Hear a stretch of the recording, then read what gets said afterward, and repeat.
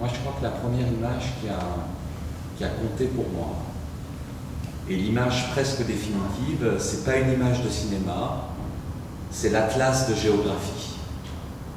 J'y ai repensé récemment, et je me suis rendu compte que l'image qui a regardé mon enfance, littéralement, au sens où chez soi, on met une grande carte de géographie, qui est la carte du monde, ou après les cartes de géographie de l'école, encore très coloniales, toutes bariolées, avec cette idée que chaque pays c'est une couleur différente et que plus il y a de noms sur la carte, mieux c'est. Moi j'ai eu très vite une propension extraordinaire à mémoriser les noms propres. Je crois que je savais tout de suite quelles étaient les capitales du monde entier. J'ai toujours su que le Honduras, c'était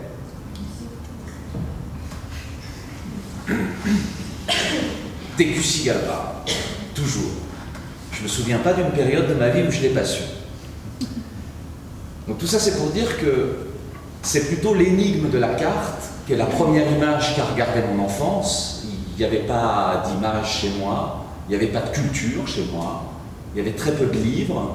Et l'autre espace formateur, c'est la radio. Moi je suis un enfant de la radio, puisqu'il n'y avait pas encore la télé, et que quand même, le cinéma, c'était en troisième. Le cinéma, c'était ma mère et ma tante. Ma mère surtout disait « Oh, on ne fait pas la vaisselle, on la fera plus tard, et puis on va au cinéma. Et puis on prend l'enfant. » Donc très vite, j'ai été traîné et heureux dans les cinémas de quartier du 11e. Il y en avait plein des cinémas de quartier, il y en avait une bonne dizaine, et moi j'allais voir les films qu'allaient voir les adultes. Les seuls plaisirs qu'on me faisait, c'était plutôt les KPDP. Moi j'aimais beaucoup les films de KPDP, dont d'ailleurs, je ne me rendais même pas compte d'ailleurs qu'ils étaient italiens. Mais moi c'était ce que je préférais. Et puis ma mère évidemment préférait les mélos. En fait, c'était toujours l'Italie. Je m'en suis rendu compte bien après. Donc, ce qui est formateur, disons, en termes d'image, c'est à mon avis une image fondamentale, c'est l'atlas.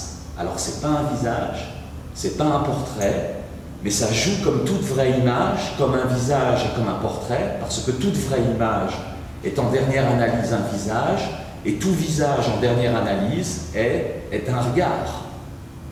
Donc quelque chose m'a regardé des cartes de géographie, ça, je crois que c'est très important. D'ailleurs, je suis content d'y avoir repensé récemment, parce que c'est une question qu'on vous pose assez facilement, et tout le monde sort avec sa liste des 10 émotions inoubliables de la petite enfance. Non.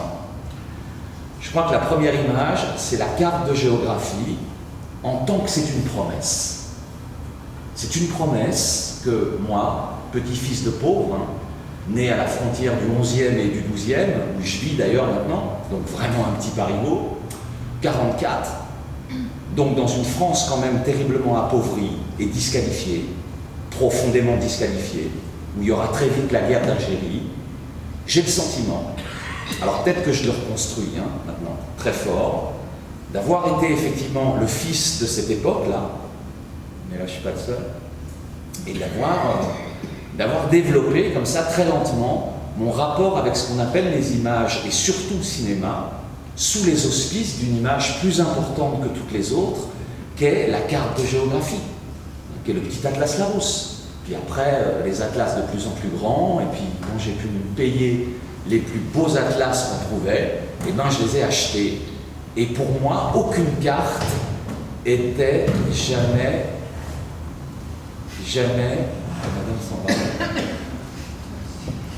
assez complète en fait. Et quand je trouvais une erreur, elle était disqualifiée, etc. C'est à la fois un truc d'enfant, c'est un truc visuel.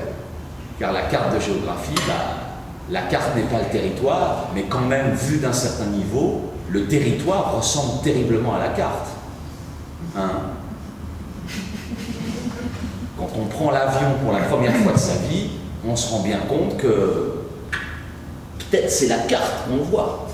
Donc je crois que cette sorte de regard de la carte de géographie sur moi, c'est programmatique, parce que la carte était toujours la carte du monde.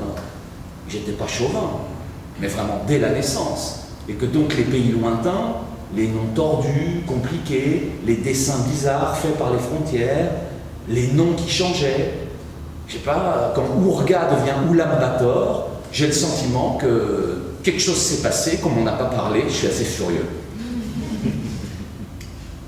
Bon, voilà. Alors pour moi, le cinéma, c'est pareil. C'est-à-dire que c'est une promesse. C'est une promesse d'être un jour citoyen du monde. C'est une promesse de voyage. Et effectivement, après, moi, j'ai beaucoup voyagé, d'ailleurs, grâce au cinéma. Puis, j'ai voyagé aussi de mon plein gré, par folie, par une sorte de mysticisme de marcheur très bien en vogue dans les années 70. Mais cette promesse, eh ben, j'ai le sentiment qu'en gros, elle m'a été tenue, parce que moi, j'en ai vécu. J'en ai vécu de cette carte du monde, quand j'étais petit. Mais vraiment, tout petit. Un nouveau pays, c'était comme quelqu'un qui venait de naître. D'où après, effectivement, que ça n'a pas été difficile pour moi, tout gosse, d'être pour l'Algérie indépendante, alors que j'avais pas l'ombre d'une idée politique. C'était un peu sur le... Plus on est de fou, plus on rit, plus ça fait des images aussi, et puis de toute façon, ça change rien, puisqu'on est citoyen du monde. C'est l'enfance, le cinéma. C'est pas l'adolescence. Le cinéma, c'est l'enfance, c'est-à-dire que c'est un sentiment beaucoup plus intense, beaucoup plus insouciant et beaucoup plus grave de ne pas faire partie du monde, ou d'être toléré par extrême justesse dans le monde tel qu'il est. On sait, dès la première entrée en cours de récréation, la première année d'école primaire, on sait qu'il y a des gens avec qui on ne sera pas copains, et qu'on va faire une bande à 3-4 dans un coin, et que ce sera les introvertis, et peut-être plus tard les homosexuels. C'était le cas pour moi. En tout cas, les cinéphiles, ils ne vont pas partager leur trésor. Ils savent qu'ils appartiennent à une autre version du monde ou de l'espèce humaine. Et c'est pas fuir, hein. Moi j'ai jamais fui, j'ai aucune imagination. Je trouve toujours le monde tel qu'il est formidable, et je trouve formidable qu'on m'ait laissé l'habiter, et plutôt sans que j'y perde trop de plumes. Mais c'était l'idée, non, on aura ce monde-là, mais on l'habitera enfin. Voilà, moi, l'essence de ma cinéphilie, on l'habitera enfin, mais ce sera le monde, ce sera jamais la société. De la société, il n'y a que des choses horribles à attendre. Bon. Ça, c'est quelque chose qui va peut-être revenir. Non, mais j'y pense beaucoup en ce moment. Et puis je pense que la situation de la France actuelle, enfin, ce climat vichysois dans lequel on est de nouveau, me fait, moi, un drôle de sentiment.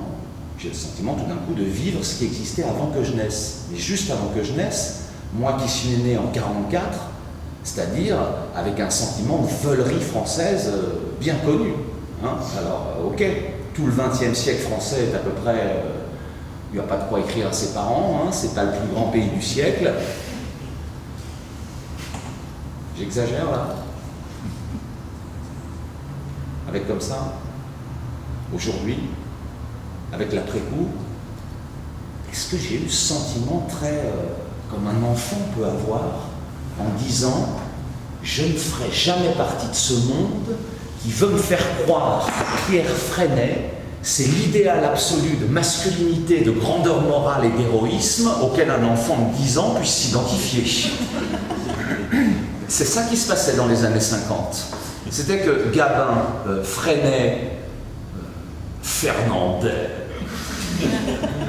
c'était eux qui nous étaient proposés comme des monstres d'humanité, de francité, de complexité, des grands acteurs, tout ce qu'on veut. Ils étaient quand même très réactionnaires.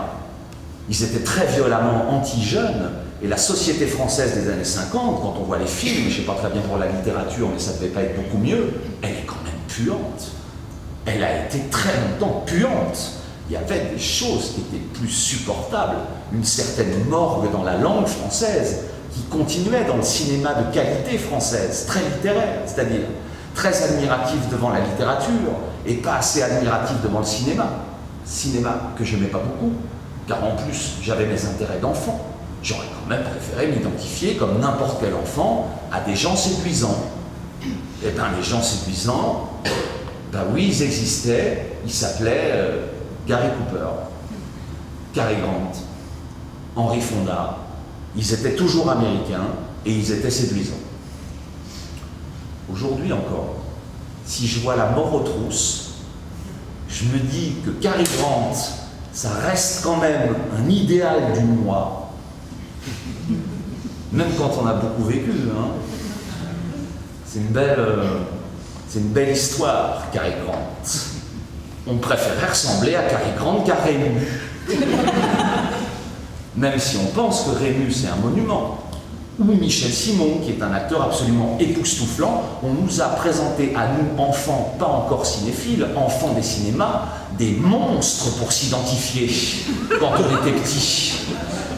Et là, je ne parle pas des auteurs, hein, je parle des acteurs. C'est bien plus intéressant. Avoir 10 ans et dire « Ah, Michel Simon, c'est un grand acteur », ça va pas à la tête. Hein.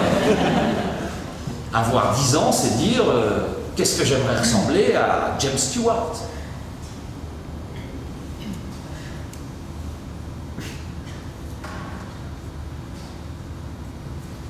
Lui aussi, il est grand et maigre.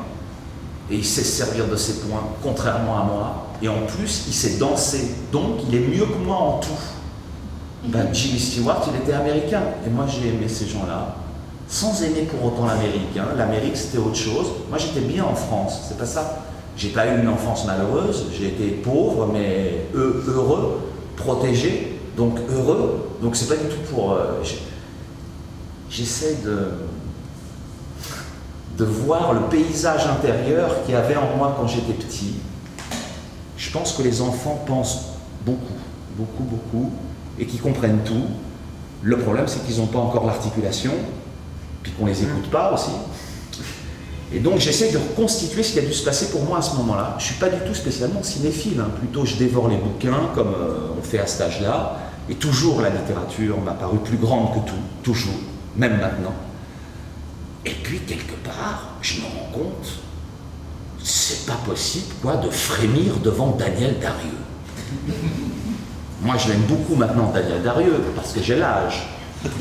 Mais enfin, Daniel Darieux, déjà, elle nous terrorisait quand elle faisait Marie-Octobre. Mais on sentait bien qu'elle avait tourné pour les Allemands, tout ça. Il y avait un truc pas clair.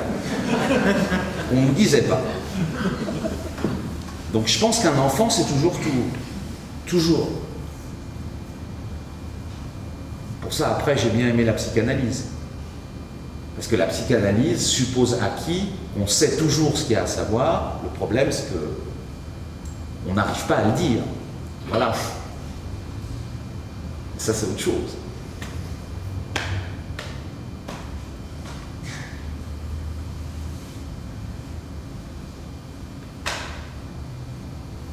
Finalement, il y a un moment, effectivement, je deviens cinéphile.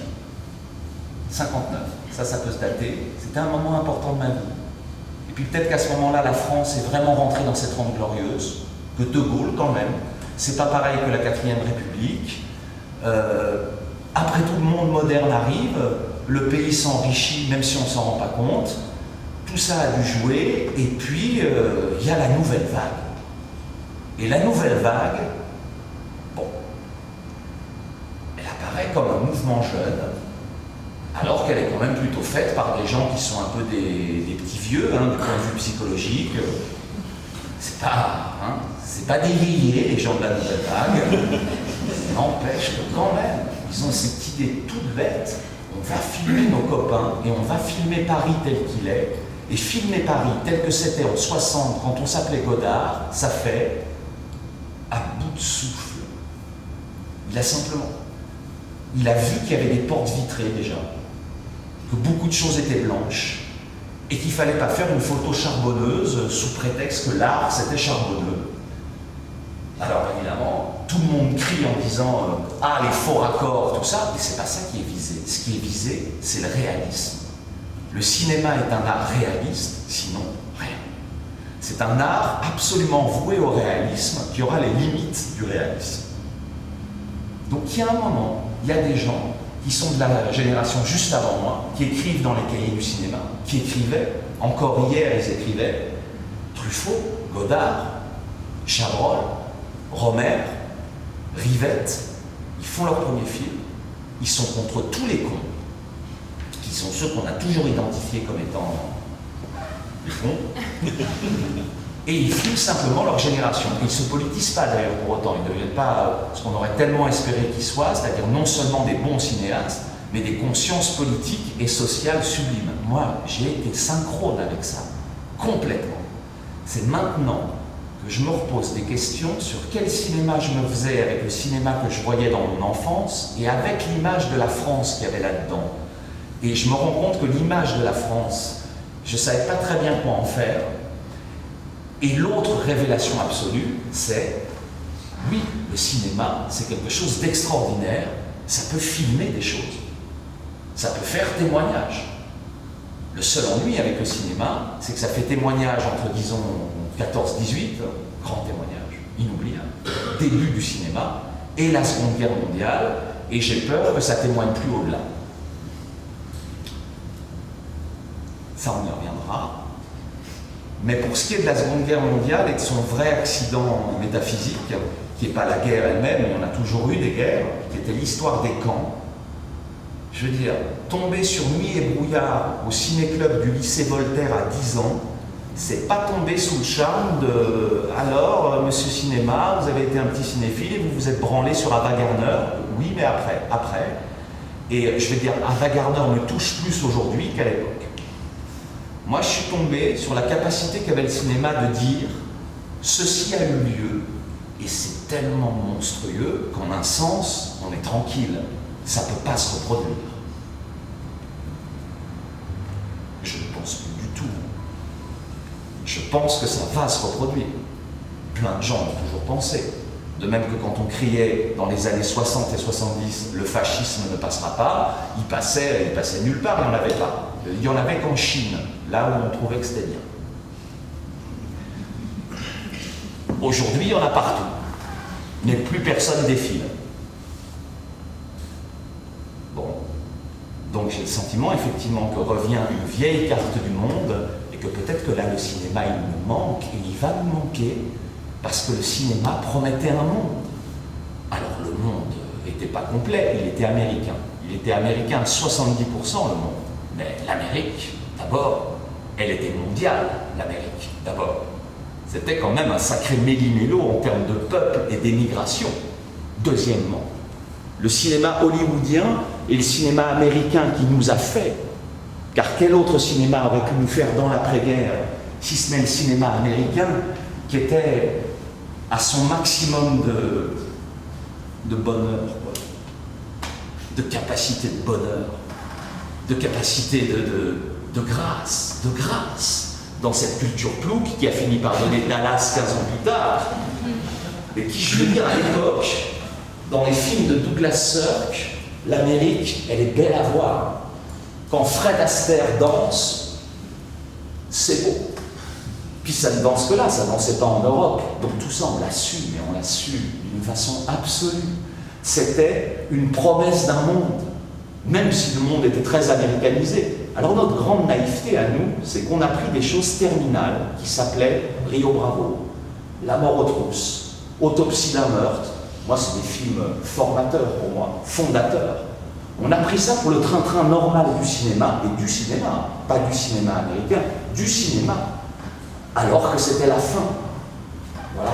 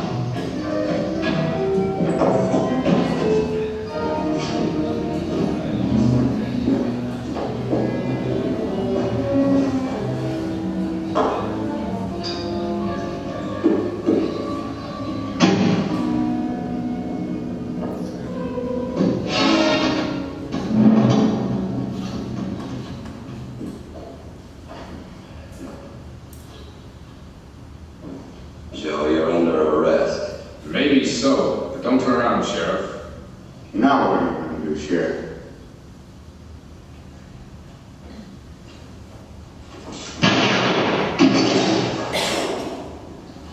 You can do just about what you want, Chance. Anybody else you want besides Joe? No. Give me that hand.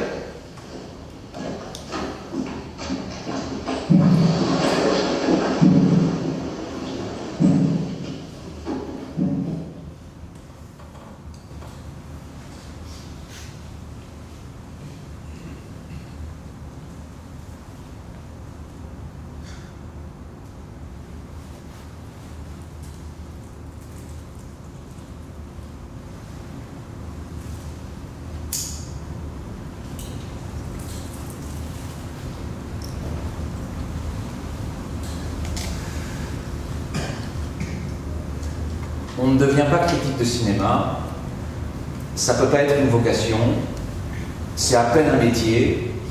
Moi j'ai réussi à en vivre sans l'avoir d'ailleurs jamais voulu, enfin ça... Donc c'est pas...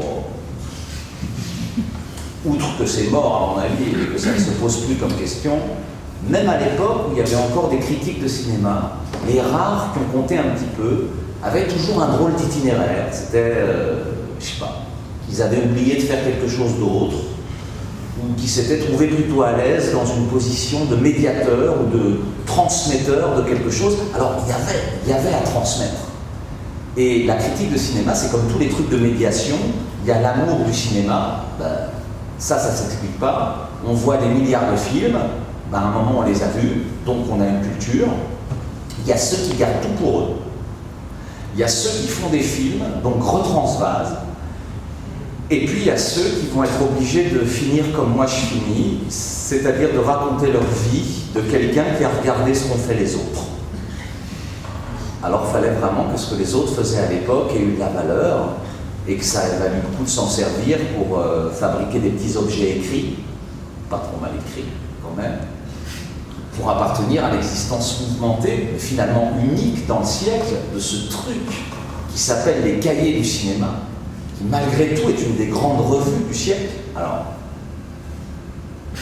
Dieu sait si je suis bien placé pour savoir que c'est aussi qu'une pauvre et qu'une malheureuse revue, mais je veux dire, il y a eu à transmettre. Et je veux dire que moi, ça n'a pas été un choix entre la littérature et le cinéma. Je pense que le choix du cinéma, c'était alors une façon quand même de vivre dans sa société, quand même, parce qu'on peut quand même pas s'en abstraire, qui était que tant qu'à faire partie de cette société, il faut faire partie de sa base, et la base va au cinéma. Et par chance, il se trouve que le cinéma, et ça je l'ai découvert plus tard, était né dès le début sur deux jambes.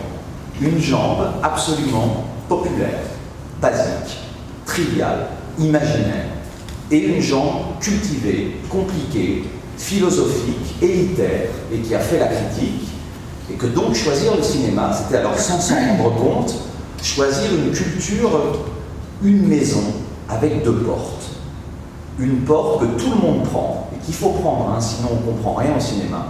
Et puis aussi une porte dérobée, dans laquelle les gens, dès le début, ont demandé au cinéma des choses absolument extravagantes.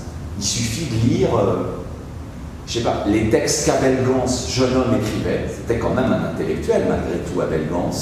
Ben moi, je n'en suis pas rendu compte sur le moment. Ça, je ne le regrette pas. Je crois que c'était le bon choix d'avoir choisi le cinéma parce qu'on pouvait y entrer avec tout le monde ou tout seul.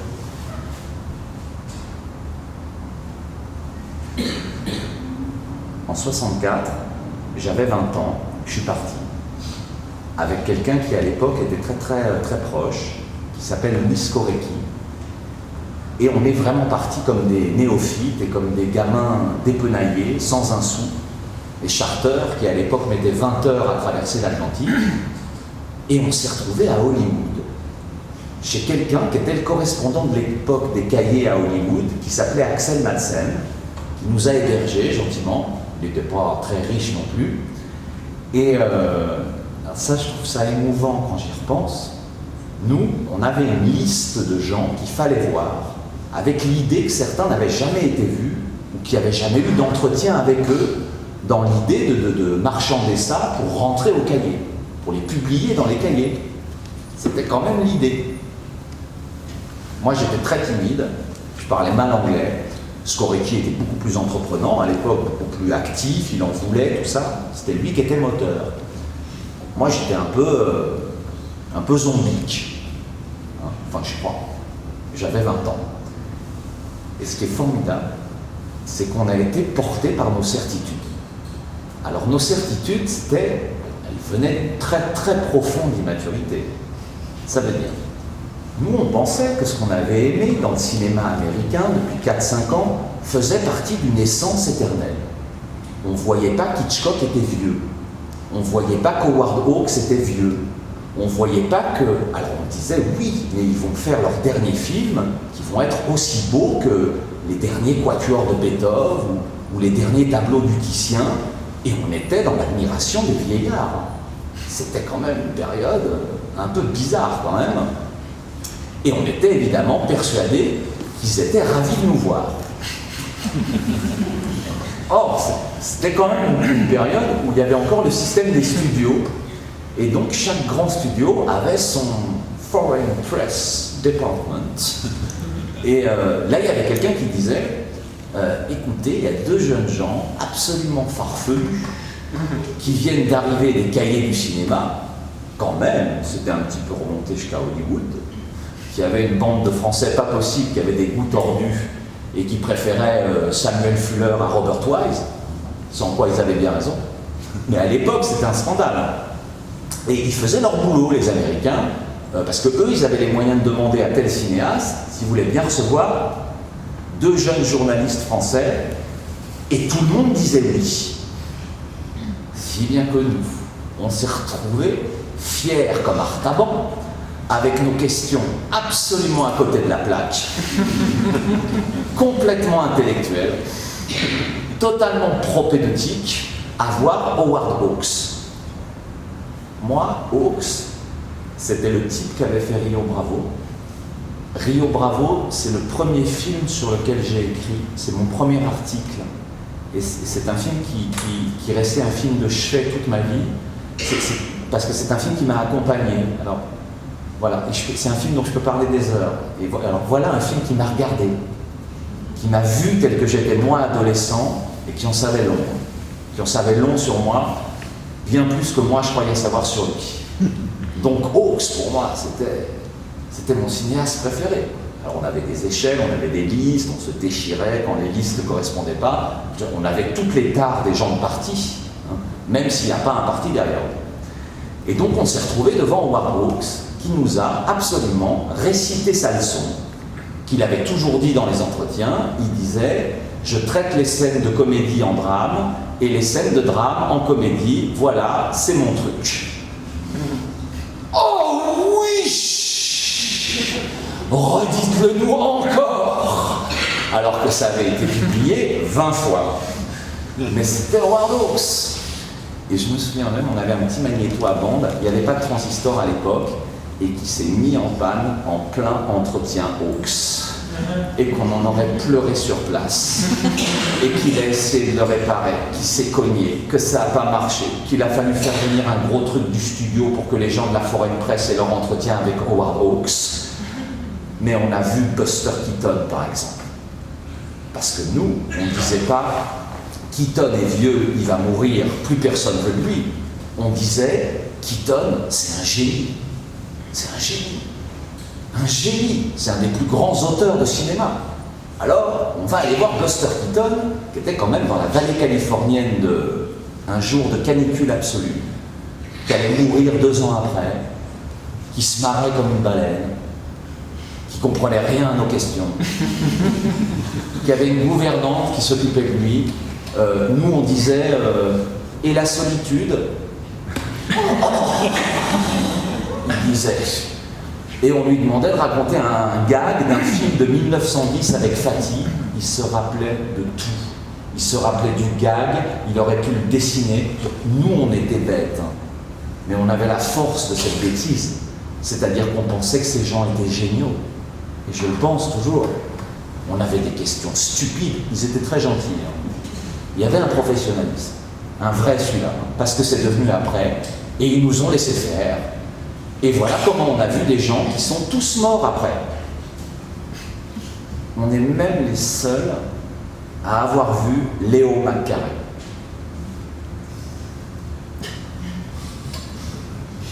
Léo McCarey. Il n'est pas très connu, hein. C'est un des plus grands cinéastes américains. C'est un des plus grands inventeurs de cinéma. Et nous, on a traversé ça comme des zombies. On sentait bien qu'on n'était pas adéquat, c'était pas ça. Mais ça marchait. Et c'est peut-être le côté étonnant de cette période-là, plus peut-être notre jeunesse, c'était qu'entre Hollywood, qui était en train de sombrer quand même, qui était en train de commencer à avoir de sacrés problèmes parce que c'est la fin de la série B, la télévision va vraiment prendre le pouvoir, et nous on n'a pas vu ça. On n'a pas compris. Mais c'est ça qui se passait objectivement. Et quand je pense à... Enfin, quand je repense, quand je nous vois, quand je nous imagine arrivant sur Sunset Boulevard, nous qui n'avions pas de bagnole, qui ne conduisions pas, à Los Angeles,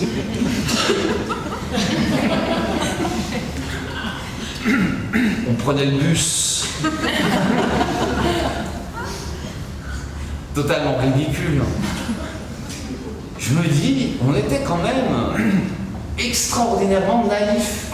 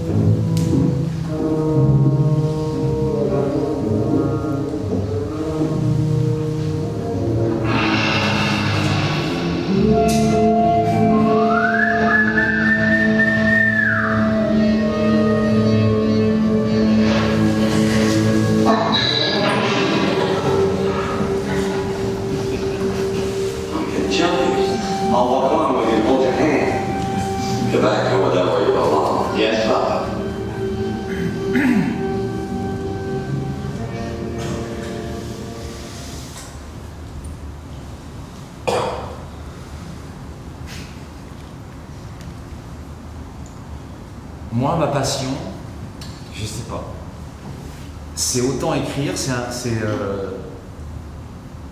beaucoup parler, c'est le fait que dans le cinéma, il y a eu à voir et à écouter en même temps. C'est plein de choses tout à fait impures par rapport à l'idée d'image pure. L'idée d'image pure est venue de la publicité. La publicité a créé, surtout chez les jeunes, l'idée qu'il y a une sphère, il y a un royaume, qui s'appelle le royaume des images, que ça relève de la technique, de la créativité, quel mot horrible, hein, de l'inventivité, du fric, qu'il y ait des gens qui payent pour ça, et que les gens, etc., c'est une conception qui est tout à fait digne, hein. Je veux dire qu'elle traverse l'histoire de l'Occident, je veux dire que des images vendues et prostituées, il y en a des sublimes, donc c'est pas du tout pour... Simplement, il n'y a pas eu que ça dans le cinéma, ou dans la peinture, ou dans d'autres arts. Il y a eu aussi autre chose. Il y a des cinéastes qui font des images qui ne vendent rien. Quand vous voyez un film de Rivette, peut-être pas le dernier, qui est un peu... mais disons les films de Rivette, ceux que personne n'a vus. Rivette, c'est plus fort que lui, c'est un type qui vit en dehors de la consommation. Il vit comme une sorte de saint périphérique, comme ça. C'est un type qui observe avec une curiosité intense la réalité de ses contemporains, il n'est pas du tout fâché. C'est un pur cinéphile, voilà. C'est ce que je disais au début sur « on fera jamais partie d'eux », Rivette, c'est l'exemple le plus pur. Quand vous voyez Le Pont du Nord, pour prendre un des plus beaux films de Rivette, il n'y a pas un plan de ce film qui pourrait vendre quelque chose, qui pourrait vendre l'actrice qui joue dedans, la qualité du soleil, rien. Parce que ça sert à autre chose. Ça sert à construire quoi? À construire du temps. Donc moi j'ai été très très libéré, mais très libéré personnellement. Le jour où je me suis rendu compte que ce que j'avais aimé dans le cinéma, ce que j'avais attendu du cinéma et ce que le cinéma m'avait donné, c'était l'invention du temps. À commencer par le mien. Inventer un temps à moi dans lequel je puisse vivre. Mais qui est aussi le temps de quelqu'un d'autre.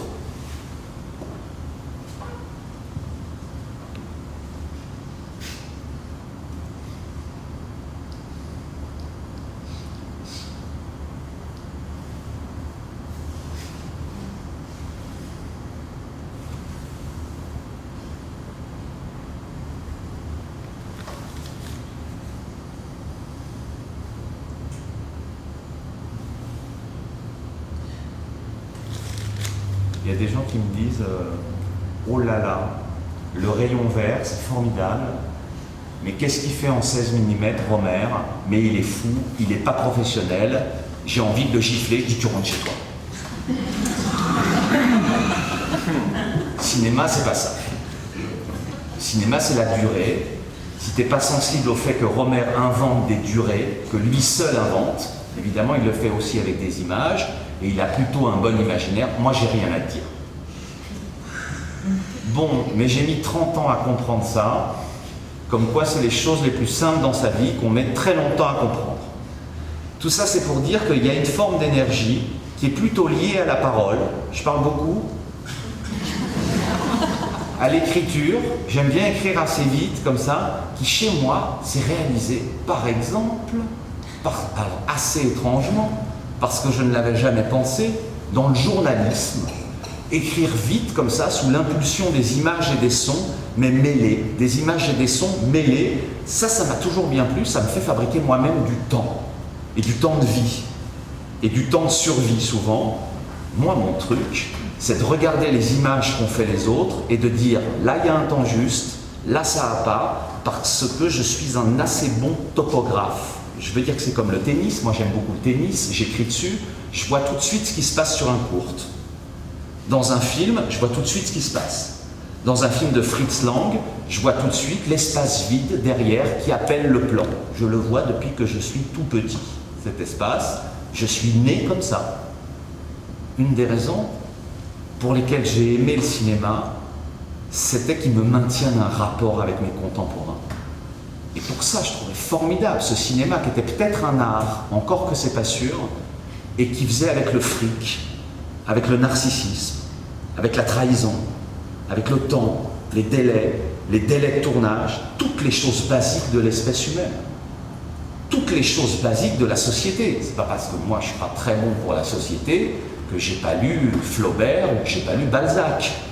Je sais très bien que les grands films se font sur des histoires de cul. Pas forcément, d'ailleurs, mais aussi, ou sur des histoires d'amour incroyables, que ça a bousculé tout le reste, et que, encore heureux que ça passe.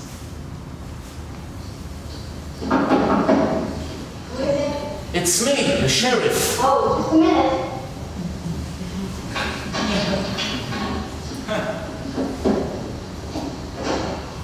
Come on in. Hi. Did you get a good night's sleep? Who, me? Yes, you. There's nobody else in the room. Oh, Carlos had to go to talk. I couldn't sleep anyway. I was just as well off out there in the hall. And if anybody else coming, you'd have yelled before before I shot you that it's for women. Didn't you hear me Oh, I know. You don't want anyone to help you. I heard you tell Carlos. Why did you do You weren't it? supposed to know about it. Why didn't you just go out and not talk to Carlos? He didn't wake me up. Don't blame him, it was my fault. All right, nothing happened, nobody got hurt. You got some sleep, I lost some. Now I'm tired and you're mad and I'm getting mad, so you better go on. I'm gonna get some sleep too. Well, you can go to bed now. I can't. Well, you just see whether or not I can go to You've bed. got to get on that stagecoach. What did you say? The stage. It lives in an hour. Tell me. I just did. Well, then you better get out then so I can get a bath and pack my things. I can't do it if you stand around talking. You're doing most of the talking. That's right, I am. And I can't do that and bathe and pack too, so you just go on. I'm going. Mais arrête de parler, hein. I wasn't saying anything, so just go on and let me get on that stage.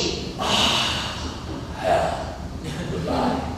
Well, I just wanted to at least let me finish. Try to help someone who doesn't want any help. I guess I talk too much. Un critique de cinéma, c'est un prêtre raté. C'est un type qui entre, critique de cinéma, c'est quelqu'un qui entre une expérience à laquelle il ne veut absolument pas renoncer, et puis une certaine idée que c'est son devoir alors que ça passe par lui et que ça atteigne les gens. Voilà. Un jour, Jean-Luc Godard m'avait agressé, gentiment, en public, en disant que j'étais comme un avocat. Et c'était le moment où j'écrivais beaucoup et je commençais à pérorer un peu sur le cinéma. Et je l'avais mal pris, parce que, bon, on est comme ça, susceptible. Puis après, j'y ai repensé, et je pense qu'il a absolument raison. Et même aujourd'hui, moi, je l'assume. Je dis c'est vrai.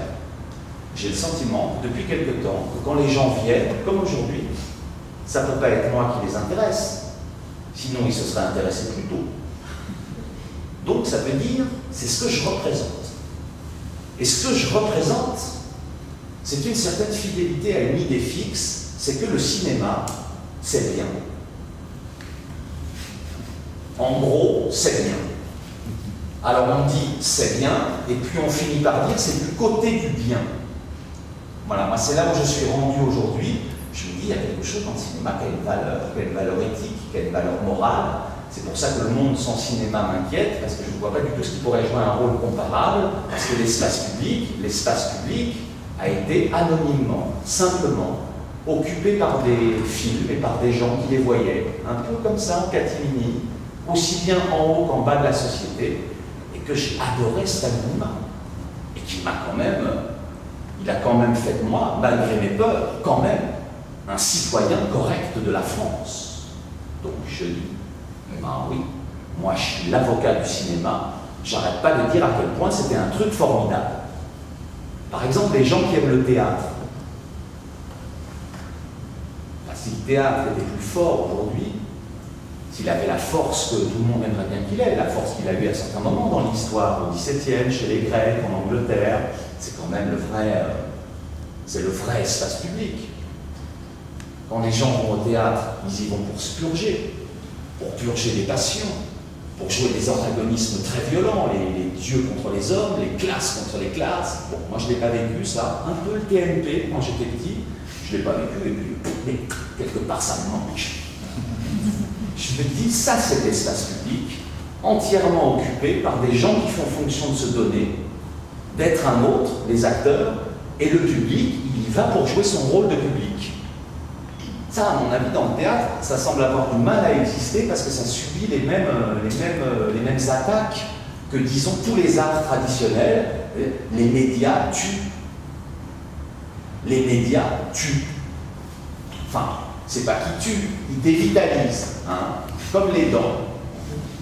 C'est une dévitalisation de tout, mais le cadavre est ressemblant. Il y a du théâtre de boulevard. Il y a même des opéras filmés à la télé avec des gens en playback. De même qu'il y a beaucoup de films à la télé, mais c'est dévitalisé, ça veut dire que c'est plus sur une ligne de passion et collective. Parce que moi, j'ai beau être très individualiste, c'est toujours le collectif que j'ai espéré du cinéma. Bon, alors moi, aujourd'hui, je suis l'avocat de ça, et je me dis en même temps, c'est pas raisonnable. Parce qu'il y a quelque chose dans le cinéma de toujours déjà perdu. L'image qui a le plus bouleversé l'humanité, c'est le train en gare de La Ciotat. Depuis, toute elle bouleverse un peu moins, chaque jour. Chaque jour. Chaque jour. C'est un sablier. Les images de cinéma perdent de leur force d'éblouissement, perdent de leur force d'émerveillement. Alors ça, on le pense depuis très longtemps. On le pense d'ailleurs depuis que la nouvelle vague est arrivée, parce que la nouvelle vague est arrivée avec cette conscience-là. Et je dirais même que Rossellini, leur père à tous, l'a eu avant tout le monde. Et même que Renoir l'a eu. Ça veut dire qu'en fait, elle est très vieille, cette conscience que la perception qu'il allait falloir beaucoup travailler, beaucoup ramer, beaucoup inventer pour créer des effets d'émerveillement simples, de lanterne magique, aussi forts que ce que le cinéma a dû créer tout de suite, dans le monde entier, en l'espace de quelques années, avec les premiers, le repas de bébé, la passion du Christ, le couronnement du tsar, parce que le cinéma est parti avec ça, et c'est parti tout de suite. C'est extraordinaire, c'est parti tout de suite. Ils n'ont pas attendu. Lumière a envoyé des gens partout. Et ça, c'est extraordinaire comme réflexe. À mon avis, le dernier film qui a eu un effet d'émerveillement enfantin, et c'est pour ça que je place son auteur de plus en plus haut dans ma hiérarchie, c'est Kubrick. C'est 2001. 2001 est la dernière rencontre de l'art, qui est un art sérieux. Je veux dire, qui peut se dire qu'il a compris 2001? Moi, j'ai pas compris la fin. Les gosses ont adoré ça. Adoré. Le type a vu ce qu'allait se passer dans 10 ans, à quoi ressemblerait une navette spatiale, pas 50 ans, 10 ans. Réaliste. Il a vu, il a extrapolé à partir de 3-4 trucs, culotté, création du monde, les singes, bon, les critiques de cinéma, les gamins, Georges Lucas, Coppola, ils avaient 10 ans, ils ont vu ça, ils ont dit un jour je le referai, et ils l'ont refait. Il me semble, depuis je cherche, je ne trouve pas quelque chose d'aussi spontanément émerveillant, quels que soient les goûts esthétiques, quelque chose, bon Dieu, on va vivre là-dedans. Kubrick en a eu le sentiment, on va vivre là-dedans, c'est sûr, et il a raison, on vit là-dedans, c'est presque déjà derrière nous, les ordinateurs. Le premier ordinateur qui parle, qui meurt au cinéma, c'est Kubrick. Il n'y en a jamais eu mieux après. Donc les choses naissent très fortes et après déclinent. Moi je ne pensais pas ça avant, maintenant je le pense. Donc c'est toujours au début qu'il faut voir quelque chose. Et il y a un truc très simple avec le cinéma. Disons que représente le cinéma dans l'histoire universelle, pour prendre là. C'est que le cinéma est peut-être l'un des moments. Alors, là je me lance. Où l'être humain, mis dans une position, disons, de spectateur, c'est-à-dire de celui qui vient après et qui regarde, donc qui est mis devant le fait accompli, c'est très important. Il n'est pas en interactivité, il l'est peut-être socialement à un autre niveau, mais il est celui devant qui on présente quelque chose. Il est celui à qui on montre quelque chose. C'est très important, parce que l'acte de montrer, c'est certainement l'essence du cinéma. Et non pas du tout les images. Les images, c'est peut-être l'essence des médias et de la télé, mais l'acte de montrer, en tant que c'est un acte, en tant que donc, si c'est un acte, il y a de la morale possible, si c'est pas un acte, il n'y a pas de morale possible. Et bien le cinéma, c'est peut-être un moment qu'on a bien eu raison d'aimer, et peut-être tort de mésestimer, disons, philosophiquement, dans une histoire qui sera. Alors il y a eu peut-être des moments dans l'histoire des civilisations où il y a eu une bonne écologie question-réponse, où disons les gens faisaient des bons services et il y avait des bons relanceurs. Moi, peut-être que j'ai été un bon relanceur par rapport au cinéma, mais j'ai jamais fait de film, donc j'ai pas servi. Bon, voilà. J'ai été pris dans cette histoire. Et je suis content d'avoir été pris dans cette histoire. C'est cette histoire dont j'ai peur qu'elle disparaisse. L'histoire de Servir. Servir, c'est un beau mot, hein. Au tennis. C'est quand même rendre un service. Les gens se demandent ce que c'est que le service public, bah pensez au tennis.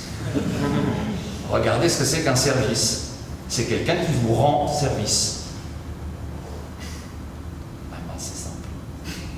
Cherchez pas midi à 14h, faites comme Godard, demandez au dictionnaire. Servir. Ça veut dire, il y a quelqu'un qui va recevoir, il relance. Moi, si j'ai pu relancer avec des mots, c'est bien. Mais ça s'est passé que le cinéma, ça a été, si je vous montre quelque chose, vous me dites quelque chose. Vous me dites quelque chose? C'est bien, c'est pas bien, ouais, bon. C'est ça, hein? C'est peut-être ce truc fondamental là qui est en train de sauter. On montre des gens. Vous croyez qu'on montre à la télé? À la télé, on programme des trucs, donc c'est pas montré. Donc les gens ne voient pas. Comment voir ce qui n'est pas montré?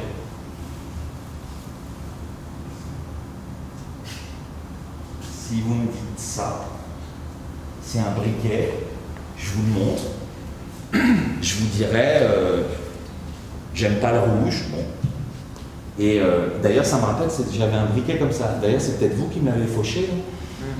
Et on fait une histoire à partir d'un acte. C'est pas du visuel, c'est l'acte. C'est l'acte qui compte. Après, tu as du visuel. Mais tu as 36 façons de visualiser ce briquet, y compris cette drôle de façon qu'on appelle cinéma, qui consiste à mettre une caméra, à régler des éclairages et à faire en sorte que ce briquet, c'est quand même lui qui sera filmé. Mais le jour où c'est l'image de synthèse, comment on montre une image de synthèse? La question, elle se posera. Puis si elle ne se pose pas, l'image de synthèse ne participera pas à l'art. Après tout, peut-être que l'art passera ailleurs, ou que l'art disparaîtra. Mais je veux dire que l'acte de montrer au cinéma, ça a été quelqu'un dit, regarde ça, j'ai vu ça. Et que c'est dans ce sens-là que le cinéma est impur. Parce que l'acte de montrer est impur. Montrer est impur. Montrer mouille. Montrer mouille. On peut montrer un truc et se faire foutre de soi. À la télé, on ne se fait jamais foutre de soi puisqu'on ne montre rien. Il n'y a pas de morale possible. Il n'y a pas de morale d'image possible à la télé, donc pas de critique possible de la télé. Inversement, il y a eu de la critique possible de cinéma, mais parce que le cinéma était possible. Parce que le cinéma, c'était l'art d'inventer des objets transitionnels et d'inventer des distances. Donc, quand je regarde la façon dont Fritz Lang, dans Règlement de compte, organise autour de Glenn Ford un emboîtement d'espace incroyablement sophistiqué pour un film noir qui passait dans les cinémas de quartier, moi je sais que j'ai 10 ans, 20 ans, mon âge actuel, je sais que moi je suis dans cet entrelac d'espace là, dans le temps, dans ce temps-là, je sais que moi, je sais où je suis moi.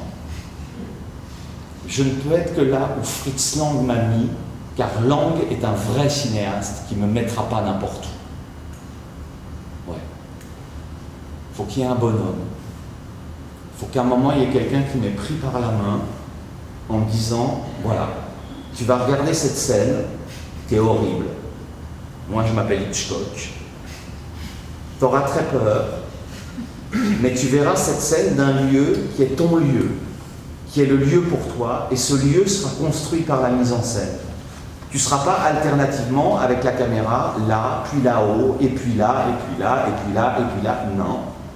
Toi, tu es d'une telle taille que tu es avec la caméra, et la caméra, elle a ses règles, et elle les suit, et tu verras, tu comprendras, tu auras peur, ou au contraire, à partir d'une position dans le monde.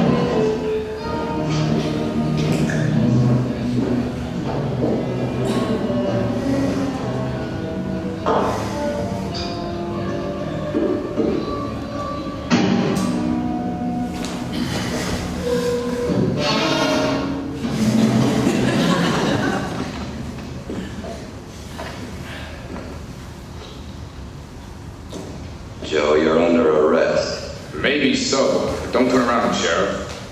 Now what are you going to do, Sheriff?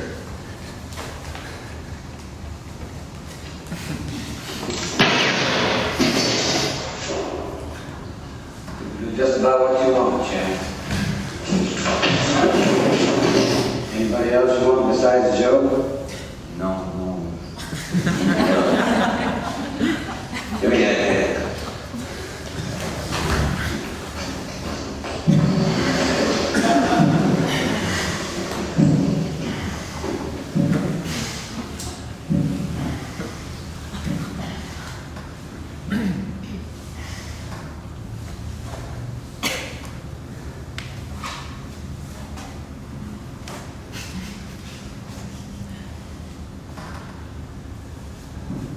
Moi, bon, il y a un truc que je raconte très souvent. Le papier qui m'a fait comprendre, pas le cinéma, mais où j'étais dans le cinéma, et je le savais très bien, mais je ne l'avais pas compris. C'est un papier de Rivette. Et j'ai dû vous raconter cette histoire, hein, parce que pour moi, c'est la matrice de tout. C'était devant un film de Pontecorvo qui s'appelait Capot. C'est un film sur les camps de concentration, fait en 60, en 61. Pontecorvo, cinéaste de gauche italien, mauvais cinéaste, mais un type bien, contre la guerre d'Algérie, tout ça, bon. Mais vraiment un mauvais cinéaste. Et Rivette écrit un papier extraordinaire. Rivette avait 30 ans à l'époque, et moi je devais en avoir 15-16. Il raconte la fin du film, et il dit sur le cadavre d'Emmanuelle Riva, qui est morte, elle meurt sur un... J'ai pas vu le film. J'ai même pas vu le film. Enfin, c'est comme si je l'avais vu. En plus, il y avait une image dans les cahiers. Enfin, on l'a vu dans tellement de films, ce cliché visuel-là, ce visuel-là, que c'est comme si je l'avais vu. Et la caméra recadre le visage pour qu'elle s'inscrive bien en haut de l'écran et que le plan soit plus équilibré. Mais elle est capot dans un camp et elle est en pyjama rayé et certainement un peu trop grasse pour le rôle. Voilà, c'est ça. Et Rivette dit l'homme qui, à ce moment précis, au moment où elle meurt, fait un travelling avant pour la loger plus joliment dans le cadre est digne du plus profond mépris. Donc Rivette écrit ça, hein, comme Rivette peut écrire, c'est-à-dire très janséniste. Et moi je me souviens, je dis, évidemment, évidemment, il a raison, on ne fait pas ça, on ne fait pas ça. Pour moi c'est le crime absolu. Alors on me dira, c'est des intérêts de cinéphiles devenus fous, mais c'est le crime absolu, quelqu'un qui fait ça. Pendant des années, j'ai oublié ça, tellement ça paraissait l'évidence absolue. Et puis l'idée que c'était pas réglé m'est revenue. D'abord, quand j'ai vu certains cinéastes refaire le travelling de Capot sans que les gens crient. Donc je me suis dit, bah, dis donc, c'est toi qui es vraiment hyper moral là-dessus, qui ne tolère pas ça, qui est peut-être même personnellement bloqué sur ça, sur cette scène-là, sur cette scène primitive-là. Moi, c'est ma scène primitive, peut-être, quelque chose qui se passe dans les camps. Et beaucoup de gens de ma génération, même s'ils ne s'en rendent pas compte, mais après, on ne sait pas. Les gens plus jeunes, on ne sait pas. Puis ils n'en parlent pas. Puis ils ne produisent pas grand-chose pour qu'on s'en rende compte. Ça devient très embêtant, on n'a pas beaucoup d'informations. Moi, j'ai aucune information sur eux. Sur l'imaginaire historique d'un garçon de 25 ans, quand ils font des films, même quand ils sont pas mal, bon, bah, ils parlent de leurs copains, ils parlent des mœurs, on sait bien. C'est ce qu'on fait en général à cet âge-là. Mais ils ne donnent pas beaucoup d'indications sur les scènes originelles. Est-ce qu'elles sont dans l'histoire ou est-ce que ça vaut encore pour moi et déjà plus pour eux? Bon, ça c'est une parenthèse. Toujours est-il que je me suis reposé la question de Capot quand on a vu arriver d'autres types d'images, et par exemple les images de synthèse. Et moi par exemple, je regardais à la télévision les trucs sur... les trucs de charité là. Sur le Banded, enfin les premiers trucs des chanteurs qui s'écoutent de chanter comme des fous, en fermant les yeux et en souriant aux anges. pour pas qu'on voit à la place les petits enfants avec le gros ventre, quoi. C'est-à-dire le troc du marché contre la charité. Et ça me dégoûte évidemment, même si j'ai rien contre. J'aime beaucoup Stevie Wonder. Enfin, je trouve ça triste d'en être réduit là. D'en être réduit à la charité, et avec le type d'image et le type d'esthétique qui va avec la charité, qui n'est peut-être pas le cinéma justement. Peut-être que le cinéma, d'un point de vue alors comme ça chrétien, a eu rapport avec l'empathie. Voilà. Avec la compassion, ou avec l'empathie. Moi, j'ai beaucoup de compassion pour les paysans du Moyen-Âge japonais qui se font tuer chez Mizoguchi. Parce qu'il a une façon de les filmer, au XIIe siècle, il parle japonais, il ne comprend rien, tel que je sais que c'est vrai. Voilà. Je sais que c'est vrai. Je sais que c'est comme ça que ça s'est passé. Que le mouvement était vrai. Pas la scène, pas les costumes. Que le mouvement était vrai. Que le mouvement de caméra que fait Mizoguchi à ce moment-là, une sorte de bouddhiste un peu triste, cynique Mizoguchi, le mouvement est juste. Mais tant que le cinéma fait ça, mais moi je suis citoyen du monde, et même du monde qui est passé, même de l'histoire, le jour où j'ai plus ça, et pas au Japon, chez moi, dans ma culture, le jour où j'ai le chanteur qui se montre en train de chanter pour pas qu'on voit que le spectacle est quand même horrible, j'ai envie de dire, est-ce que j'ai envie de regarder ça, moi? Mais moi, je veux payer pour pas le voir. Je suis très généreux. Je veux payer pour pas voir tel chanteur nul, chanter une chanson en faisant semblant d'y croire, pour pas qu'on voit que... Alors ça veut dire qu'on en est déjà à une troisième non-image. On ne veut plus voir l'état du monde, alors qu'on a les moyens de le voir comme on l'a jamais vu. L'état du monde, hein, c'est-à-dire quand même beaucoup de choses pas très jolies à voir. On remplace l'état du monde par la charité de l'état du monde. Ça fait marcher les télés, ça fait marcher le showbiz. Moi, j'ai pas envie de regarder ça. J'appelle visuel l'image du chanteur à la place des enfants. J'appelle visuel, pour moi, hein, j'essaie un peu de mettre de l'ordre là-dedans, l'image qui vient à la place d'une autre qu'on ne veut plus voir. Et je ne dis pas que moi je suis mieux que les autres, hein, et que j'ai envie de la voir, mais qu'on ne veut plus voir, car en plus, elle n'aurait plus aucune efficacité. Elle a perdu. C'est comme le train de la Ciotat. Malheureusement, les enfants qui meurent de faim, les maladies, ça ressemble terriblement à ce que c'était il y a un siècle, ça ne bouge pas à ce point-là, alors ça a beaucoup perdu de sa force, et puis maintenant les caméras elles sont partout, on peut filmer la mort en gros plan, ben évidemment c'est dégoûtant, ça ne donne rien, c'est un mauvais spectacle. J'appelle visuel, non seulement quand l'autre, on ne peut plus le voir en peinture, parce qu'on le connaît trop bien, c'est vrai qu'on a eu le temps en un siècle, et peut-être même grâce au cinéma, de le voir, et de voir à quoi il ressemble. C'est vrai qu'on a quand même à un moment, on a eu beaucoup de culot dans le cinéma. On a peut-être joué avec le feu. On a montré des gens très malades. On a montré des gens mourir. On a montré des cadavres. On a piétiné le code hollywoodien qui était très très pudibond. On a montré du sexe en gros plan, puis on s'est rendu compte que c'était très ennuyeux. Mais qu'en même temps, on avait envie de regarder ça. Bon, je veux dire, aujourd'hui, il faut faire le bilan de ça. Ben là-dedans, l'autre, il a un peu disparu. Et il y a une énorme entreprise qui passe beaucoup par la télévision, hein, mais qui vraisemblablement ira bien au-delà de la télévision, qui va vous dire, il y a un marché des images de remplacement. Par exemple, vous aimez tel chanteur, il est sympa, il est comme vous, il pleure quand il voit les petits-enfants qui meurent de faim, regardez. En plus, c'est gratis. Et puis toute la pub viendra. Moi, j'ai envie de dire, ça me dégoûte, qu'il chante tout seul dans sa baignoire et que lorsqu'il chante pour la télé, au moins, il soit bien filmé.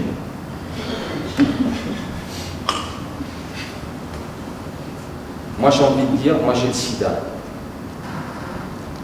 Vous pourriez faire un sidaton, mais non. Je suis plutôt prêt à payer pour que vous ne le fassiez pas. C'est pour dire à quel point. Parce que j'ai pas envie de voir Poivre d'Arvor. Je le vois assez comme ça, c'est quand même un larbin, j'ai pas envie de voir un larbin. Bon, moi je suis confronté à ces images tous les jours. Sur chaque événement qui se passe dans le monde, il y a une image qui vient très vite couvrir toutes les autres et empêcher toutes les autres. Même la plus belle image qu'on ait vue ces derniers temps, qui est le petit bonhomme devant les chars en Chine, qui moi me fait pleurer. Pour une fois, il y a eu une image de la liberté. De la liberté. Ben, même cette image, elle a fini par empêcher toutes les autres de la Chine. Maintenant, la Chine, c'est ça. Ça aurait pu être pire. Hein. Alors quand c'est la Yougoslavie, on n'est même pas capable d'en faire une. Alors, du coup, il n'y en a pas du tout. Il n'y en a pas du tout. Alors on se dit, ben, ça a servi à rien le cinéma, parce que là, on a des gens très proches. On a une télévision performante, elle est là, sous les bombes, elle se fait tuer, elle est très héroïque. Il y a Dubrovnik, qui en plus est beau à voir. On pourrait investir sur le tourisme à venir. Et puis non, parce que tout d'un coup, on n'y comprend plus rien.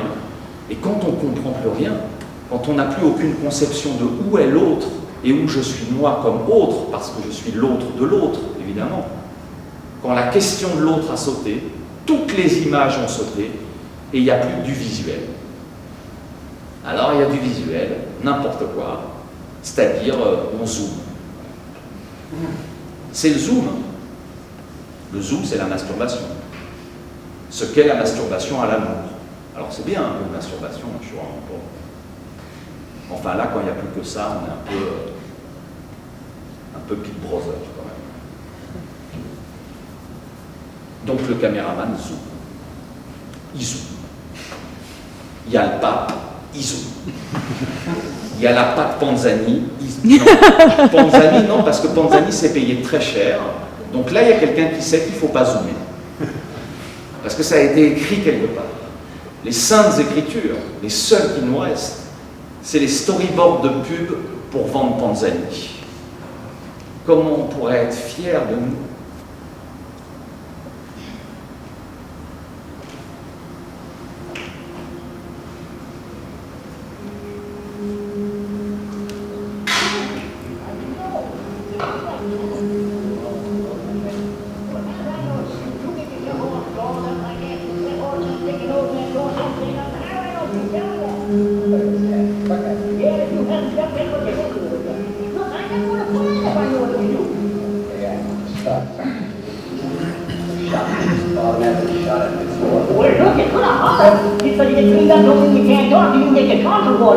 Hey, it's my fault. I shouldn't have taken it back. Just stop. Just let it be. But you can go around here with a couple of years about something that can't drag you, and now you ain't this. Shut up!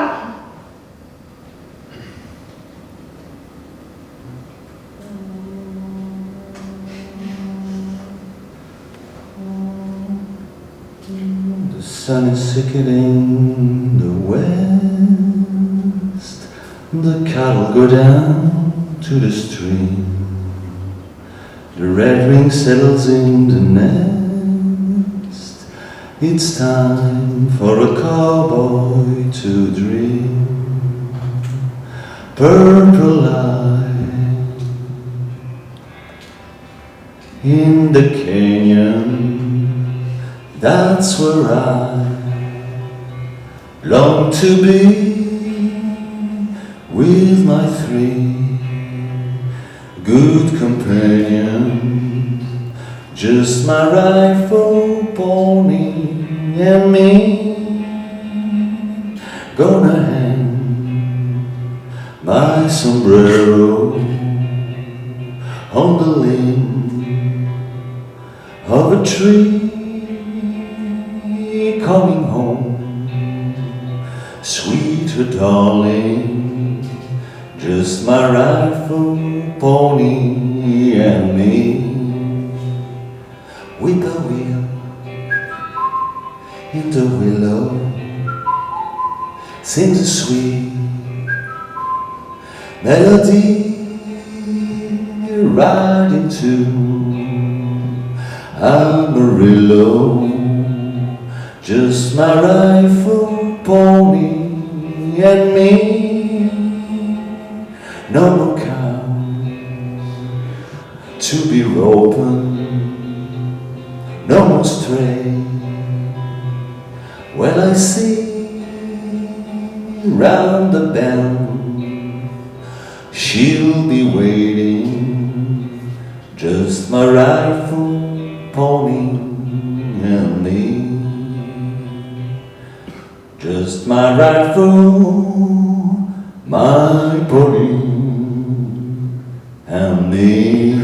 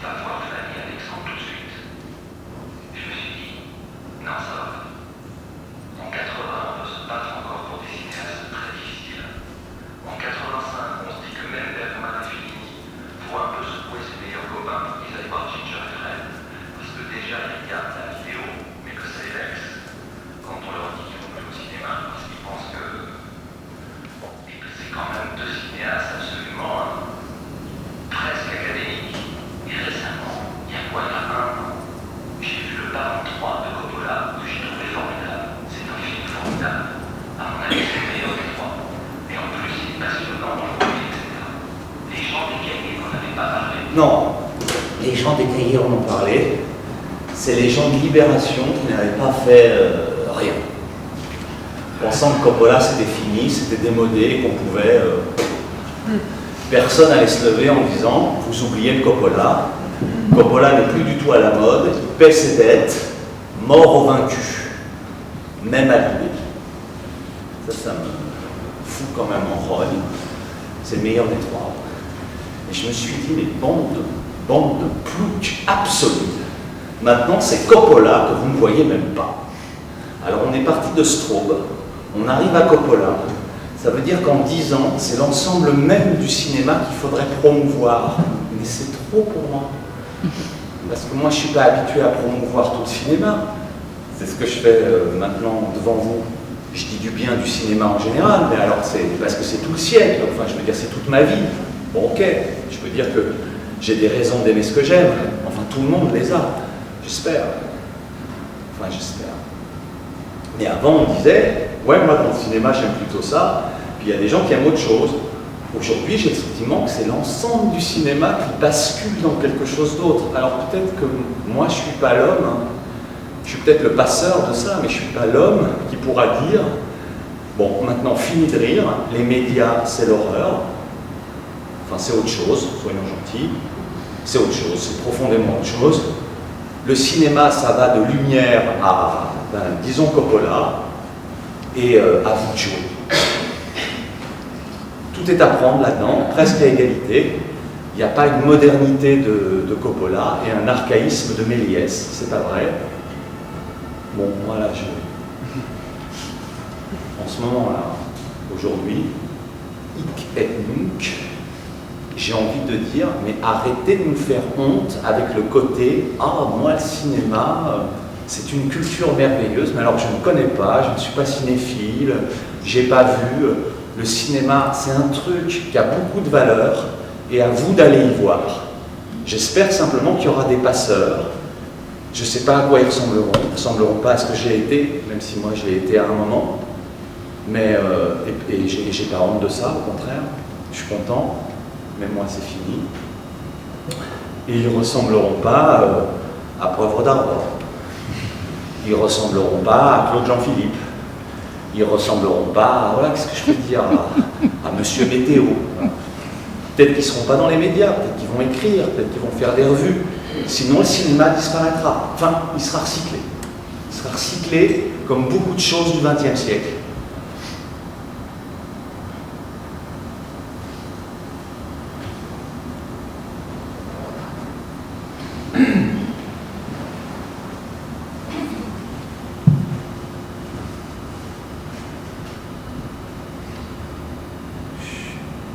Je commence. Film formidable qu'on a vu plusieurs fois.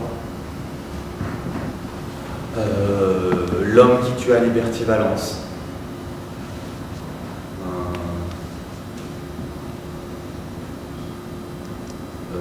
La porte du paradis.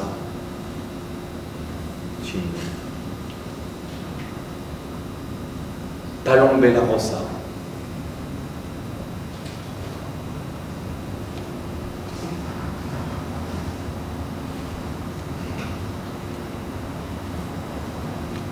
To be or not to be. To be or not to be. Combien de fois? 3 fois. 3 fois. Je suis pas cinéphile, moi.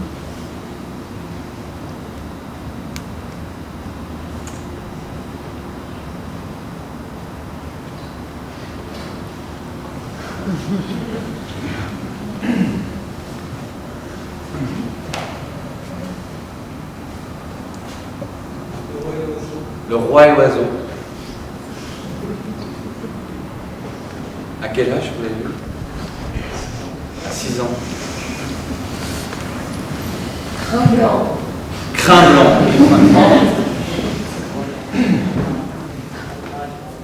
Hein? Bambi. Bambi. Le voleur de bicyclette. Oliver Twist. Oliver Twist. Quel âge vous aviez? 8 ans. 8 ans. Terminator 2. Terminator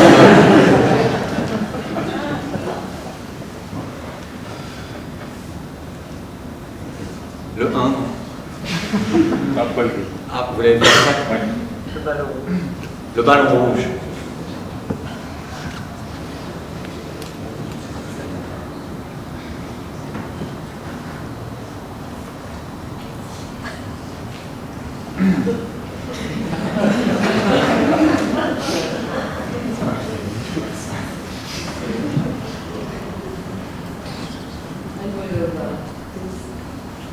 Alors là, tous les films d'Almodovar, c'est une histoire et bouleversant à voir. Et comment vous raconteriez tout sur ma mère, par exemple?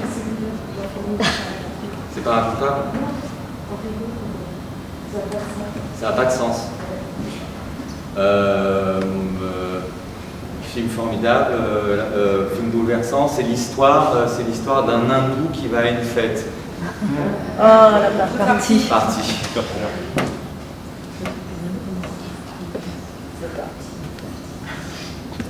La science des rêves. La science des rêves. Et comment vous raconteriez?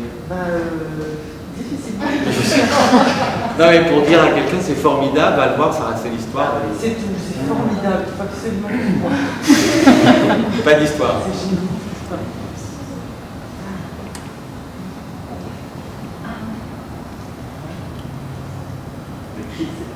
Hein? Le Kid, ouais. Comment vous raconteriez L'histoire d'un mec qui vit dans la rue et qui trouve un enfant avec lequel il essaie d'aider. Voilà. Ben non, mais c'est ça. Est-ce qu'il cherche à manger? In the Mood for Love, c'est l'histoire de... C'est l'histoire d'un homme et d'une femme qui se croisent et qui n'arrêtent pas de se croiser. Mais c'est très très bien.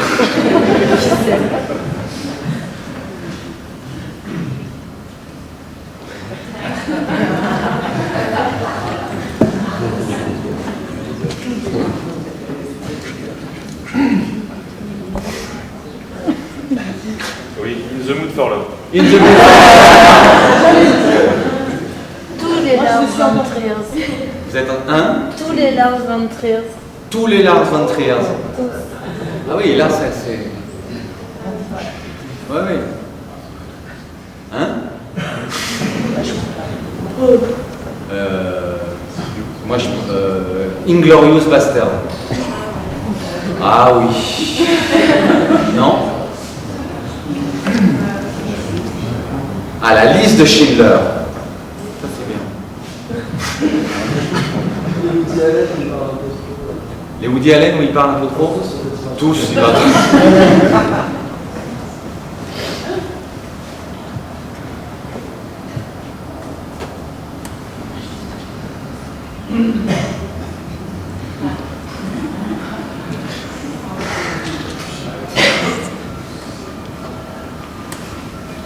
Moi, c'est Autant on emporte le vent, entre autres. Hein.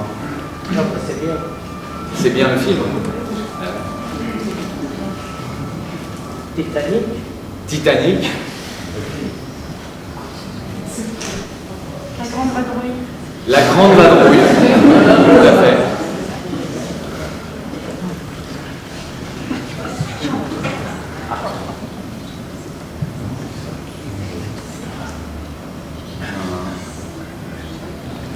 Rabbi Jacob. Rabbi Jacob. Vous l'avez pas vu? Ah si. Ah non, de... Vous êtes athée ou... C'est trop. Rabbi Jacob. On va avoir une bonne culture de cinéma. C'est comme avoir fait du latin pendant 6 ans. Oh, non, c'est film idiot. On se demande à quoi ça sert.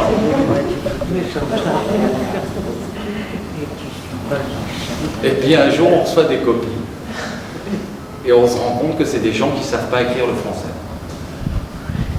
Mais ça fait rien parce que 6 ans de latin, ça m'aide à comprendre les fautes du français.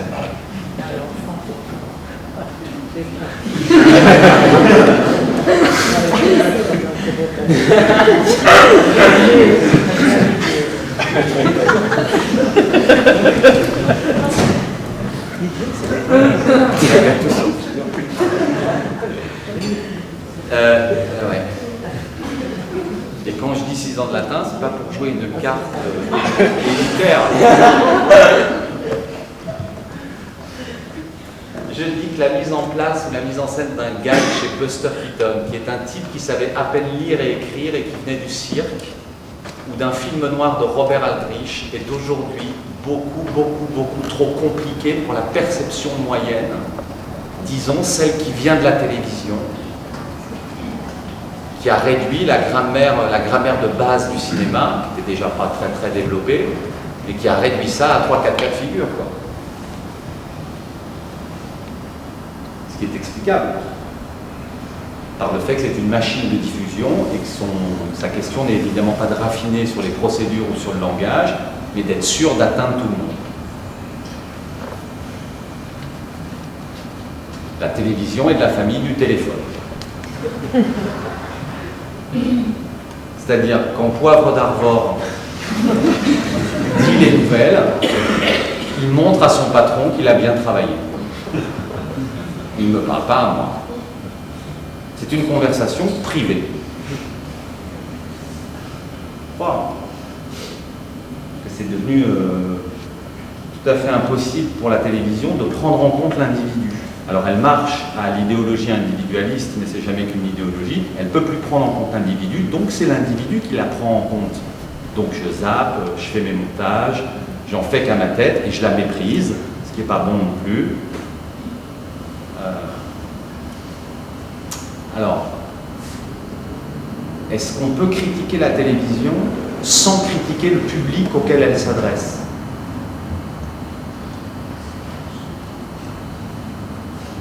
Oui. Hein? Non? Oui? Vous dites, pardon? Et le public le recherche aussi, ne se révolte pas, ils sont donc soumis à la télévision. Le public accepte? Oui. Donc on peut critiquer le public? Si. Il faut critiquer le public? Enfin, il faut. On pourrait imaginer qu'on dise qu'on critique le public. Hein? On peut aussi dissocier en disant qu'il y a un certain public qui ne connaît pas autre chose, et qui n'a pas de possibilités autres. Il y a un certain public qui ne connaît pas autre chose et... Oui? On pourrait dissocier. On pourrait dissocier les types de public. Ou ne pas critiquer le public. Ne pas critiquer le public. Ben moi j'avais toujours reculé devant ça. Mais je pense qu'aujourd'hui on est obligé. À cause de l'évolution récente de la télé, parce que l'espace public devient une poubelle. Donc il ne sera jamais remplacé terme à terme par l'espace privé, donc on aura toujours ce problème de l'espace public. Comment appartenir à une société à travers ce que produit cette société? Quand on est trop abandonné et trop seul, quels sont les bons objets transitionnels? Est-ce que ce briquet est bien?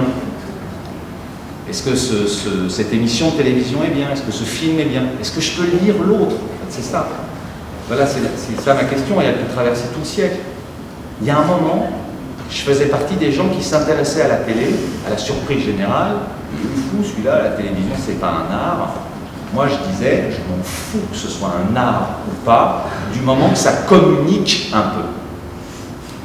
Bon, et maintenant je me dis, oui, c'est bien une affaire de communication, la télé, donc une affaire de religion, en dernière analyse, ou de gens intéressés aux religions. Mais alors, c'est plutôt l'ennemi qui a pris le pouvoir, parce que dans la religion, il y a plein de places, il y a plein de rôles, il y a plein de... Il y a un petit théâtre. C'est le catéchisme qui a gagné. C'est pas les imprécateurs qui disent... Godard, il disait, donnez-moi à faire tout ce que vous n'aimez pas faire. Par exemple, vous n'aimez pas filmer le sport, vous le filmez mal, vous croyez, mais vous le filmez mal. Moi, j'aime beaucoup le football, je vais le filmer. Alors, bien sûr, on lui a jamais donné à filmer un match de football, il aurait été capable de ne pas filmer le but au moment du but. Et la France aurait eu un collapse collectif. Ou les variétés. Par exemple, Godard, il disait, enfin, je suis pas sûr. C'est marrant d'essayer de voir si on ne pourrait pas filmer un chanteur populaire comme on filmait Charles Trenet en 1930, c'est-à-dire un plan fixe, un vrai son, la caméra ne bouge pas, pas de playback, on voit ce qu'il y a dans le bonhomme, on se rendra compte qu'en général ils ne savent plus bouger. Normal, hein, la caméra bouge 10 fois plus vite qu'eux. On n'est plus responsable de son corps à la télé, donc c'est pas la peine qu'il y ait des gens qui savent mieux filmer les corps des autres que d'autres, puisque de toute façon la question ne se pose plus. Il me semble qu'il n'y a pas très longtemps, ça passait beaucoup par le cinéma et par les comédies musicales par exemple. Quelqu'un pouvait comprendre encore ça, pouvait comprendre qu'il y avait différentes façons de faire exister un corps à l'écran. Je dis tout ça parce que je veux revenir au catéchisme, qui est le truc qui me turlupine en ce moment. Parce que je me dis que dans le catéchisme, la question du corps ne se pose pas. Ce qui se pose dans le catéchisme, c'est la question des attitudes. Qu'est-ce qu'on fait et qu'est-ce qu'on fait à quel moment? On apprend aux enfants à se lever, se baisser, s'agenouiller, la messe. Moi j'ai été au catéchisme, j'ai connu ça. C'est une question de, est-ce que la télévision va trouver le formatage et l'esthétique du dressage nécessaire à ce que des individus, attention, déterminés par le marché, arrivent enfin à bouger ensemble, à faire des gestes ensemble par rapport à la télévision, avec la télévision. Alors, le degré zéro, les jeux. Les jeux, c'est venez apprendre à hurler de joie. Parce que vous avez gagné une pantoufle. Et les gens vont au jeu et ils gagnent des trucs. Et ils sont indignes. Moi, je les trouve indignes. Ils se comportent très très mal. Ils sont comme on est chez soi quand on fait vraiment pas gaffe. Quand on est devant sa femme qu'on vient de battre, ou ses gosses qu'on n'aide pas à faire leur devoir. Alors les jeux, bon, passent encore, mais les trucs du genre les reality shows, ils sont en train de venir d'Amérique, où ils ont cassé la baraque, enfin le truc perpétuel. Autant le cinéma a été partagé entre différents peuples, autant la télévision est née américaine, enfin elle aurait pu naître nazie, c'était à 2 doigts, ils ont perdu. Donc elle a toujours été américaine, et aujourd'hui encore. Donc les reality shows, est-ce que c'est pas la télévision vous apprend enfin à vendre votre expérience, ce qu'elle vaut, et comment elle doit être vendue, et comment elle doit être montrée, et comment elle doit être dite, et comment elle doit être revécue, à quelles conditions. En général, quand les gens vivent une grande expérience, qu'est-ce qu'ils disent?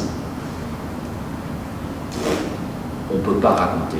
Ils disent tout ça. La guerre, ils disent, moi je l'ai fait, c'est pas ce que vous croyez, on se marrait beaucoup. Ah bon, ouais, mais c'était aussi horrible. Ah bon, ouais, mais on s'ennuyait beaucoup. Ah bon, moi j'ai pas fait la guerre, hein, et je devine que la guerre c'est ça. Je pense que les grands écrivains en ont bien parlé. Les grands livres, il me semblait que ça servait aussi un peu à ça. Les grands films, moi j'ai vu La Grande Illusion, j'ai compris des trucs. Et c'est des choses dont j'ai toujours su que je ne les vivrais jamais. Mais l'expérience était passée dans certains objets qui étaient eux-mêmes passés, qu'on avait passés. Et moi j'avais dit, reçu 5 sur 5. Ça fait de moi l'autre imaginaire, ou l'autre réel, le partenaire de ces gens qui ont vécu ça, y compris avant moi. Mais en général, le point commun, c'est qu'il faut vraiment beaucoup travailler pour transmettre une expérience, pour la dire. S'il y a eu de l'art dans la période moderne, récente, c'est bien parce que certaines personnes avaient le courage d'y aller. Le courage d'y aller et de ramener de l'expérience. Et l'expérience, un seul l'a fait. Mais s'il réussit à la transcrire, eh ben, c'est une expérience qui est partageable. Pas entièrement, un petit peu. Le cinéma, c'était un petit peu. La télé, c'est plus du tout. La télévision est en train de dire « Non, non, nous ne voulons pas de l'expérience réelle des gens parce qu'ils ne savent pas l'exprimer. » Moi, il y a un truc qui m'a beaucoup frappé récemment. C'est Gérard Daboville. Daboville arrive en Amérique. Il vient de traverser l'Atlantique à la rame. Et il arrive dans un état épouvantable et tout le monde voit bien qu'il n'est pas capable d'articuler 2 mots. C'est très bien. Daboville bredouille, quoi. C'est très bien. Moi, je trouvais que sur un truc aussi considérable quand même qu'il a fait, ce soit bien le moins qu'il n'ait pas à l'arrivée la phrase sublime. 3-4 jours après, un petit peu remis, il vient sur une chaîne de télé, et là, quelqu'un lui dit, l'air extatique et bouleversé, « Mais Gérard Daboville, qu'est-ce qui vous a tenu ?» Et là, il a une réponse qui me plaît bien. Il dit, oh, finalement, l'orgueil. Je ne voulais pas être vaincu. L'orgueil. L'orgueil est un défaut. C'est un péché. Bon, enfin, il ne faut pas oublier que l'orgueil, ça aide beaucoup dans la vie. Hein, même si ce n'est pas que bien. 1 mois se passe. Daboville revient, cette fois-ci, chez Guillaume Durand.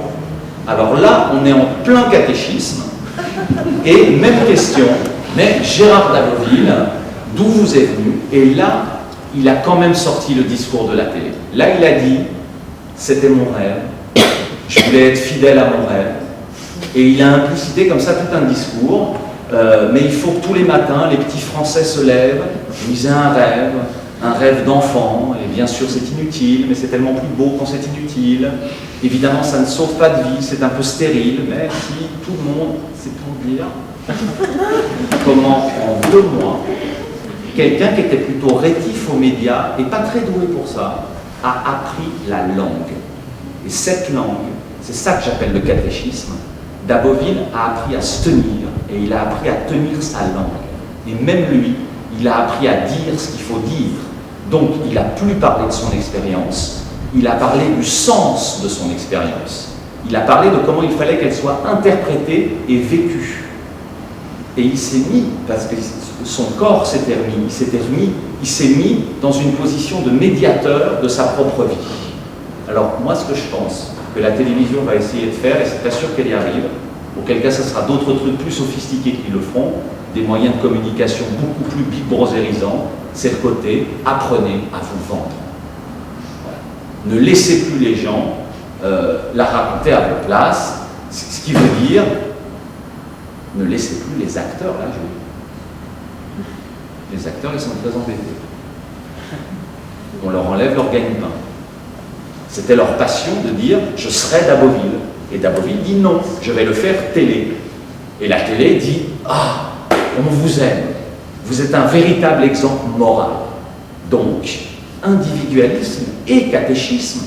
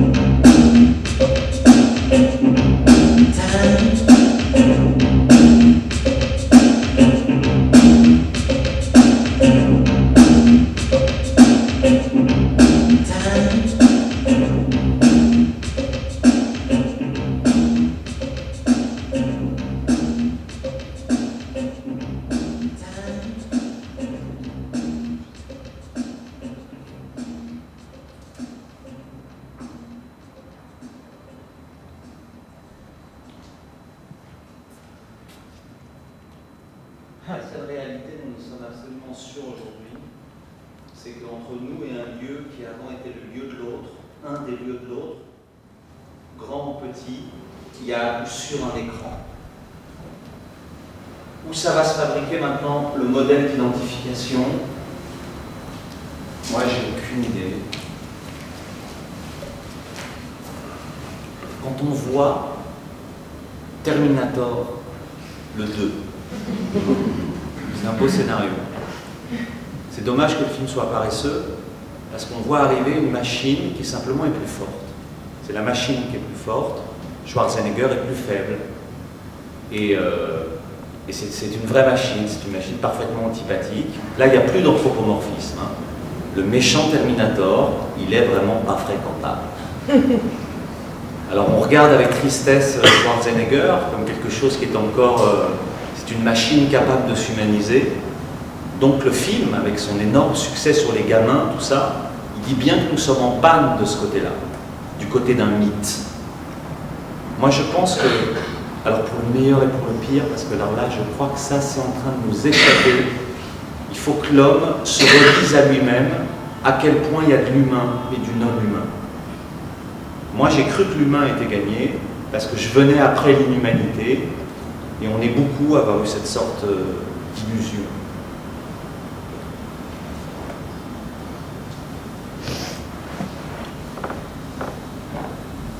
Donc l'humanité était gagnée, l'unité de l'espèce humaine était gagnée, le racisme était ridicule.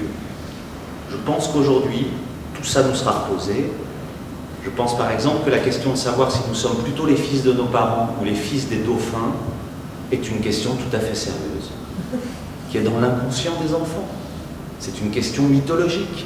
Quand c'est raconté par les griots chez les Peuls et les Bambara, on dit « quelles belles histoires sublimes », je pense qu'il va falloir qu'on se les coltine. Enfin, pas moi, hein. Moi je serais vraiment un enfant posthume de l'histoire, seul mythe qu'on a eu, l'histoire avec un grand H. Et on était prêt à faire les pires bêtises au nom de ce mythe-là qui nous a bien tenus. Et le cinéma était dans l'histoire. Dans l'histoire. On logeait dans le cinéma comme dans l'histoire. On se réveille un jour et on dit, bah, c'était Yalta, c'est fini, maintenant vous êtes comme tout le monde, vous ne comprenez plus rien. Ah zut. On se réveille au pied d'un monde où il faudrait de nouveau avoir de la mythologie, sans bigoterie, sans religion. Ouais. Ça paraît bien difficile.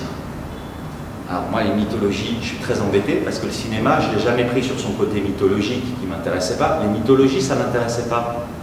Il y avait des sociologues qui écrivaient le mythe de Bambi en 15 volumes et qui disaient, mais au fond, vous vous moquez de Dallas, qui est une horreur pour vous, alors que c'est exactement l'Odyssée. Mais on a honte pour eux. Parce qu'on dit, oui, il y a 4-5 histoires sur Terre. On le sait depuis très longtemps, il y a très peu d'histoires en circulation. Qu'est-ce qui fait que l'Odyssée, c'est pas Dallas? Bah, si les gens ne savent plus. On est mal barré. Est-ce qu'on le sait nous-mêmes? Est-ce qu'on le sait bien?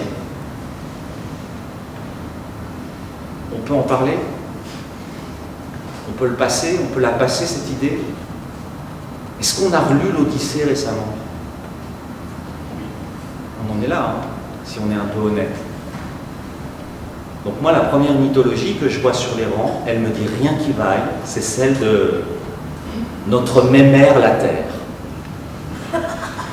Notre petite sœur la Terre, notre sœurette, et elle a tous les droits, et nous, on n'en a aucun. Et l'espèce humaine, ça se discute, ça se négocie. Il y a des populations humaines, on est plus forts, ils nous font peur, ils sont aussi plus forts dans d'autres domaines, ça peut mal se passer. Alors est-ce que ça va mal se passer parce que le cinéma sera mort? Non, c'est pas suffisant, c'est un symptôme. Ça va mal se passer parce qu'on n'aura pas créé de mythe sublime. Mais l'homme ne crée pas de mythe sublime parce qu'à l'ONU, Pérez de Cuéllar dit on fait 3 mythes et on sauve le monde. Ça fait quand même très longtemps que les mythes, ils s'en créent plus. La littérature en a créé 4-5, puis Faust, Don Quichotte, c'est tout. C'est des histoires, on peut en raconter des centaines. Et tant qu'on raconte des histoires, on est vivant. Tant qu'il y a quelqu'un pour les écouter, ça oui. C'est une question d'hygiène, raconter. Mais les mythes, c'est une autre paire de manches. Enfin, moi je me sens complètement démuni par rapport à ça.